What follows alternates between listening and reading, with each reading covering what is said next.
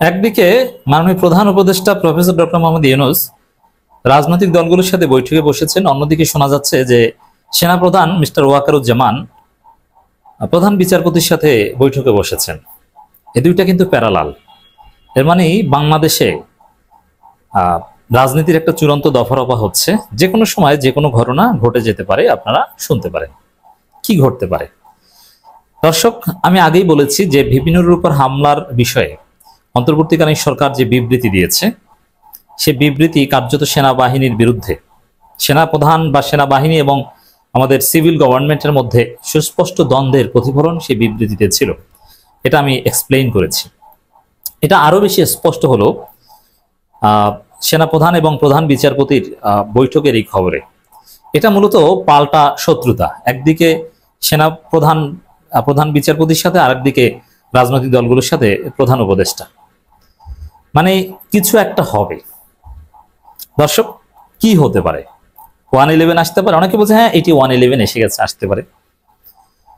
আবার কেউ কেউ বলছেন মজা করে যে তাহলে সেনাবাহিনীর পক্ষ থেকে কাউকে কি স্বরাষ্ট্র উপদেষ্টা বানানো হচ্ছে, স্বরাষ্ট্র উপদেষ্টা চেঞ্জ করা হবে। এই বিষয়ে একটা জোরালো গুঞ্জন শোনা যাচ্ছে। নতুন কাউকে নেওয়া হতে পারে। এই সরকার ঢেলে সাজানোর একটা সিদ্ধান্ত হতে পারে। প্রধান উপদেষ্টার সাথে রাজনৈতিক দলগুলোর সাথে যে মিটিং, সেই মিটিং এর আউটকাম হিসেবে এটা দেখতে পারেন। অন দি আদার হ্যান্ড, সেনাবাহিনীর সাথে প্রধান বিচারপতির যে বৈঠক, এই বৈঠক নিয়ে হতাশার কিছু নেই। কারণ ওয়াকারের বাপেরও ক্ষমতা নাই বাংলাদেশে সেনা অভ্যুত্থান ঘটানো। আমি চ্যালেঞ্জ দিয়ে বলছি, সেনা অভ্যুত্থান ঘটাক না। বাংলাদেশ এখন 5 আগস্টের পর যে বাস্তবতা বিরাজ করছে, আন্দোলনের যে ট্রেন্ড, সেনাবাহিনী যদি একবার মুখ থেকে উচ্চারণ করে যে আমরা ক্ষমতা নিব, ওদের ক্যান্টনমেন্টের ইট একটাও থাকবে না, কিচ্ছু। ওদের ট্যাঙ্ক ম্যাঙ্গুলো সব খেয়ে ফেলবে। মানে এটা 90-এর দশক না যে সকাল সন্ধ্যা সেনা অভ্যুত্থান হবে। একটা সময় ছিল বাংলাদেশের মানুষ রাত 9টার পর ঘুমিয়ে যেত। স্যাটেলাইট টেলিভিশন ছিল না, ইন্টারনেট ছিল না, রেডিওই ছিল ভরসা, আর একটা টেলিভিশন চ্যানেল।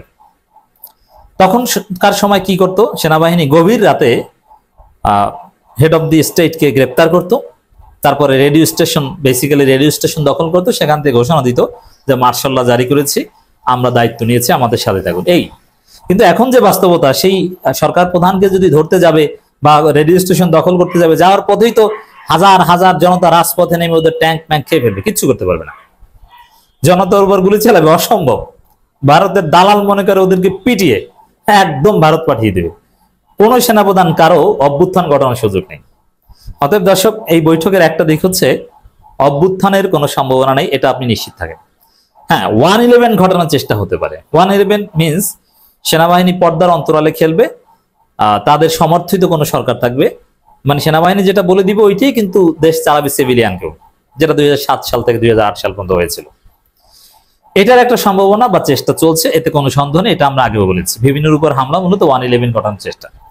এখন এটাও সেনাপ্রধান চাইলেই যে নিজের মেকানিজমে ঘটাতে পারবেন তা না। তবে হ্যাঁ, প্রধান বিচারপতির মাধ্যমে ঘটাতে পারবেন। এখন জাতির দৃষ্টি প্রধান বিচারপতির দিকে। এখানে প্রধান বিচারপতি অবশ্যই তার হাতে এখানে পাওয়ার রয়েছে। তিনি যেহেতু এই সরকারের কোনো সাংবিধানিক বৈধতা নেই, ভিত্তি নেই। এই যে ইউনূস সরকার, বিএনপি অমুক তমুক যাই বলুক না কেন, এই সরকার সংবিধান অনুযায়ী অবৈধ। এখন তো দেশে কোনো সংবিধানই নেই, সংবিধান তো হাসিনা নিয়ে পালিয়েছে। সাংবিধানিক শূন্যতার ফলেই তো এই অন্তর্বর্তীকালীন সরকার।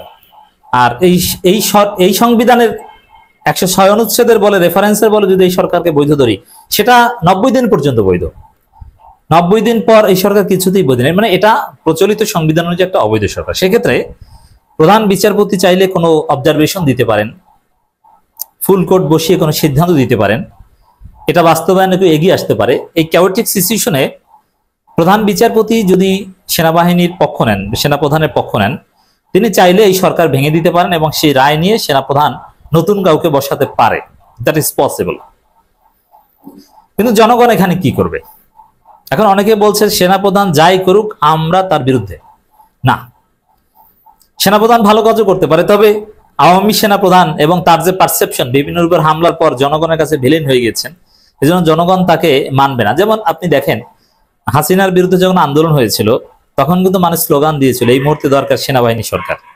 আর এখন এই মুহূর্তে দরকার সেনাবাহিনী সরকার স্লোগান দেয় জাতীয় পার্টি এবং আওয়ামী লীগ, এবং সেনাবাহিনীর পক্ষে আওয়ামী লীগ বিবৃতি দিয়েছে, আপনি দেখেছেন।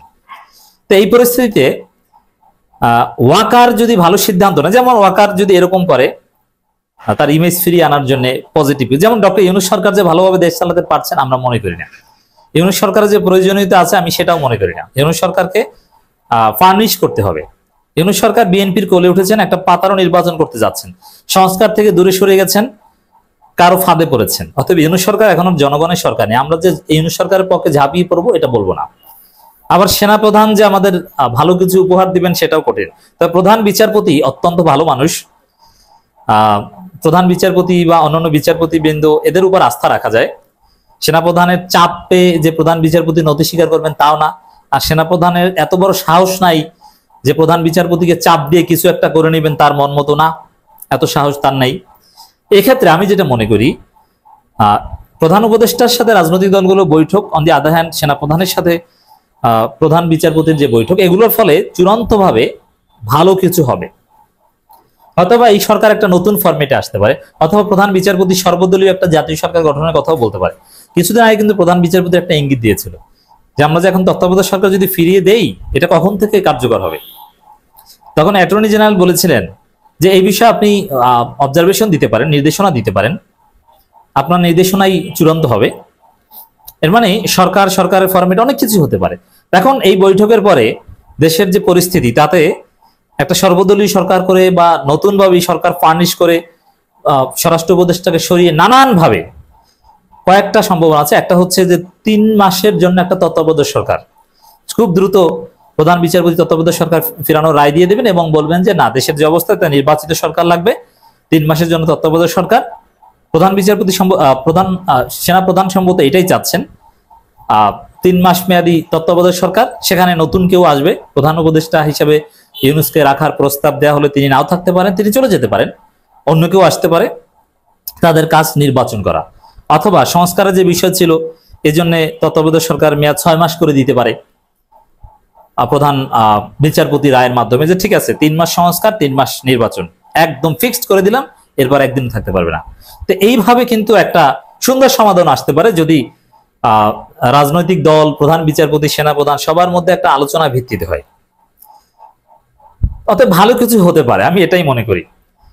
খারাপ কিছু করার সক্ষমতা সেনাপ্রধানের নাই, সেনাবাহিনীর বাপেরও নাই, কেউ পারবে না। বাংলাদেশ ওই সেনাবাহিনী চাইলে এইটা করবে, এইটা করবে, রাজনৈতিক দলগুলো অসহায়ের মতো আঙ্গুল চুষবে, না ভাই এই হতাশার কিছু নেই, কিচ্ছু না।